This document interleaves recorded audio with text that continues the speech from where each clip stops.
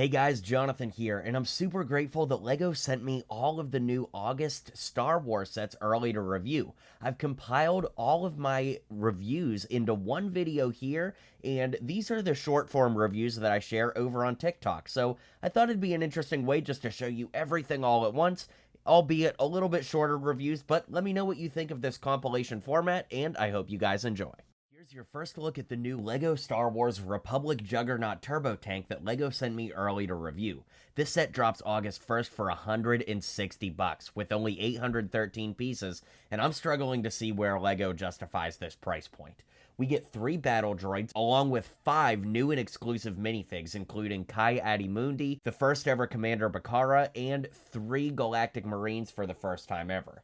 Ki-Adi-Mundi is a sweet minifig for those that don't have him yet, and he's super detailed. Then Commander Bacara is a great one too, with a brand new helmet piece and a new torso and leg print.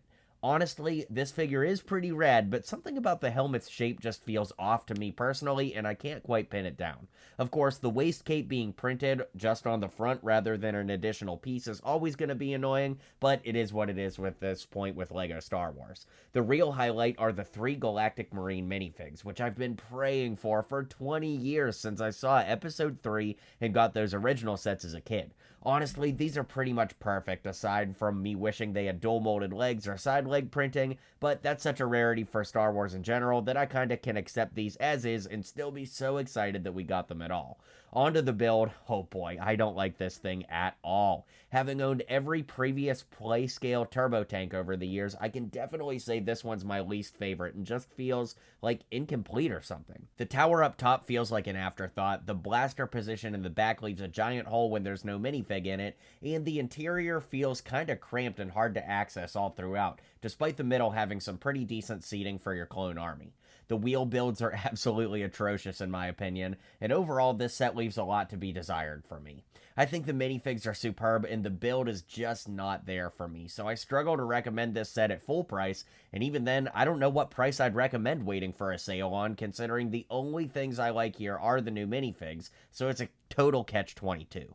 Let me know what you think of this set, and thanks again to LEGO for sending it my way to review. Here's your first look at the new LEGO Star Wars 327th Clone Battle Pack that LEGO sent me early to review. This drops August 1st for $45, and at only 258 pieces, this might objectively be the worst priced battle pack of all time.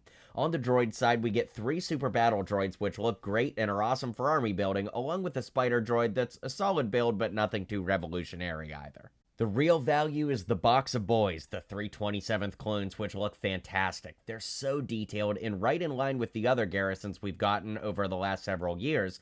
And the true highlight here, I would say, are the shoulder pauldrons. They debut in this set and look so awesome. I'd love to see these come in other colors, and now that they exist, I'm sure that'll happen eventually.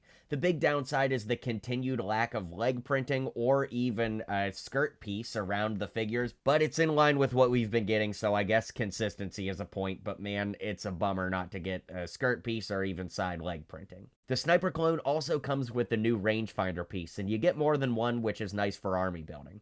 The walker itself is a solid design and has a nice color scheme, but nothing too crazy is going on here either, and everyone knows these battle packs are for army building. But sadly, LEGO appears to also know this, which is why this set is $45 for only 258 pieces. Sure, you get 7 minifigs, but the original 501st battle pack had the same amount of clones, all new to that set as well, and 30 more pieces for only $30 in 2020, which adjusted for inflation would still be cheaper than this set is today. And I'd argue the first one is an objectively better set. I don't know what's going on with LEGO prices, but I do know that I would recommend waiting for a sale on this set before you pick it up. Let me know your thoughts on this one, and thanks again to LEGO for sending it my way to review. Your first look at the $70 LEGO Jango Fett Slave 1, which LEGO sent me early to review. This is a scaled down version of Jango's iconic ship, and I gotta say it's one of my favorite minifig scale ships of the year. We get young Boba Fett that's exactly the same as the UCS Slave 1, complete with that very odd hair choice. We also get the very first Lama Sue Cloner minifig. All 3 pieces on this are brand new and exclusive, and it's such a nice addition, considering I would have been as happy and understanding with Jango and Boba alone if this wasn't here, so it's a great addition. Finally, we get the ever awesome Jango Fett minifig, exactly the same as the UCS Slave 1 version, except without the detailed arm printing. It would have been awesome to get arm printing on this, like the scenario with Captain Rex from the Venator and the Microfighter situation, but regardless, it's still an awesome opportunity to get a new Jango in a relatively cheaper set. Onto the build, it's scaled like the Mandalorian Season 2 Boba Fett Slave 1 from a few years ago, but of course in Attack of the Clones style. The ship can dock into this little speeder craft for display just like the previous set, and it makes for a genius way to prop the ship up for display. The build design is so awesome with the angle and curvature that really comes to life while you're building it, just like the UCS version had, but this time it's a compact playscale version. It's amazing how tight they were able to get Boba and Jango into the cockpit, but my one gripe is how there's this odd gap between the windscreen and the ship by Jango's feet. Anyway, I love how the wings move with the ship on gravity, and the overall construction, colors, and build experience made for a really great model. Last but not least, we get the iconic seismic charges that can be deployed out of the back, which make it that much more awesome. I dig this set a lot, but that $70 price tag is a lot. Not to say it's not worth it at about 700 pieces, but the Boba version in 2021 was $50 with about 600 pieces, while this one is $70 for about 700 pieces. It's a smidge of a jump, and inflation factors in, but the new minifigs justify it for me. Let me know what you think of this set, and thanks again to LEGO for sending this my way to review. Let's take a look at the new LEGO Star Wars Wicket the Ewok and K2SO buildable models that drop August 1st. LEGO sent me both of these to review, and they're interesting to say the least. Wicket is $130 with 1,010 pieces. He comes with a little display card with his info on it, as well as a Wicket minifig, and the model has a little treat from Leia in one hand and his spear in the other. I'm sure there's an audience for this, but honestly, this isn't the kind of set that I gravitate toward. The build isn't something that particularly interests me, and at $130, I just think there are a lot better LEGO Star Wars sets to sink your money into than this one. But that's just me. It is impressive how they designed his teddy bear-like texture, but beyond that, this set really doesn't bring much to the table for me personally. K2SO is a lot better in my opinion, not only in terms of model design, but because he's $90 for 845 pieces, which feels right on the money. Literally. He also comes with an info plaque as well as a K2SO minifig, which considering this is only the 3rd set ever to include him, I'm sure that'll add some value for some. The build is really sleek and translates from the screen well. He's posable around his chest and at the arms and hands, as well as the head, which I think translated into LEGO form exceptionally well too. As I've said from the start of this video, the style of these sets just aren't something that I ever get excited about, so please bear that in mind when you take in my review. I don't think Wicket is worth $130, but I do think K2SO is worth $90 if he's a character you dig having on display.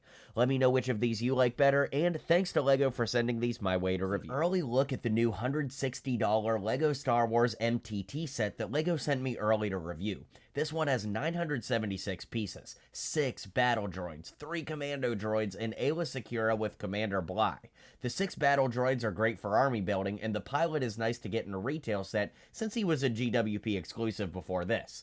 We've got 3 commando droids with the STAP flyer that make for some super unique additions too, while Aayla Secura is another great addition for those that don't have her from previous sets since she's not been offered by LEGO in many years. And Commander Bly makes his LEGO debut in this set with an exclusive helmet that combines well with the eyepiece to make him a standout and a great complement to the battle pack from this wave too. The MTT is so cool too. I love the color palette and the amazing function to be able to deploy the droids. Seriously, the functionality here is in a league of its own, the build is crazy, and even for LEGO Star Wars, this one is a real standout. The sides lift up to reveal hidden wheels and additional blasters, and the top lifts up for the pilot droid to drive the MTT into battle. On principle alone, I love this set, but man, that $160 price is insane. I don't understand how LEGO decided that's the price for a set with less than 1,000 pieces and only 2 true minifigs, but here we are. I recommend this set on its build offering and all that, but the price is absolutely abysmal. I think that this should be like $110 max, and I'm concerned it'll never go on a widespread sale that cheap, so it's a hard one to recommend unless you've got some gift cards lying around someday. Let me know what you think of this set, and thanks again to LEGO for sending this my way to review. This is the new LEGO Star Wars V19 Torent Starfighter, which LEGO sent me early to review. It'll be $65 with 567 pieces, 3 brand new minifigs, and when it drops on August 1st, there's a lot to dive into, so let's take a closer look. The Clone Pilot is a much overdue minifig, presenting here with a new helmet that's a breath of fresh air. Gone are the days we have to pretend a yellow Phase 1 clone is a pilot, because now we have the real thing right here, and I love it. Obi-Wan is a stellar minifig with leg printing and arm printing, which honestly is so above and beyond that I cannot believe it's sitting in front of me. I love this minifig to the moon and back, and I think it's an incredible addition to the Obi-Wan variant so far.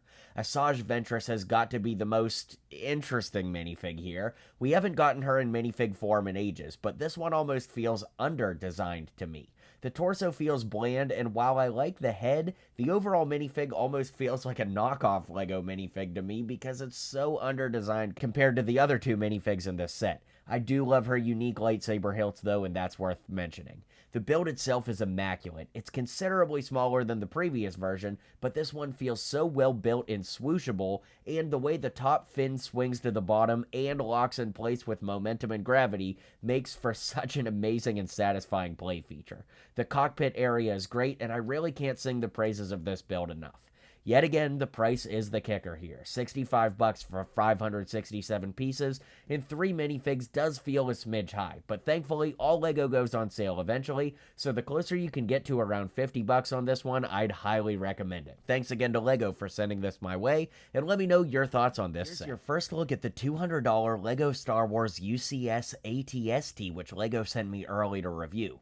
It's the first UCS ATST since 2006, and it's a major update. This has just over 1,500 pieces, and it's a surprisingly sturdy build with the feet being spread apart just slightly. We get a printed plaque with all the ATST info on it, as well as an exclusive driver minifig, which honestly isn't all that exciting to me, and it isn't really even accurate without having dual molded legs with black boots, but I digress. The build itself is a ton of fun, especially as you discover the little tricks and shaping techniques that pop up along the way. Despite it being a mostly monotone build, I genuinely enjoyed the experience and highly recommend it. The posability of the head and the side cannons and everything just really add up for it to be a lot of fun, and the interior is surprisingly detailed as well. While this isn't one of my favorite LEGO Star Wars vehicles, the final model itself really wins me over, and I definitely recommend it when it drops on August 1st. Let me know your thoughts on this one, and thanks again to LEGO for sending this my way to review.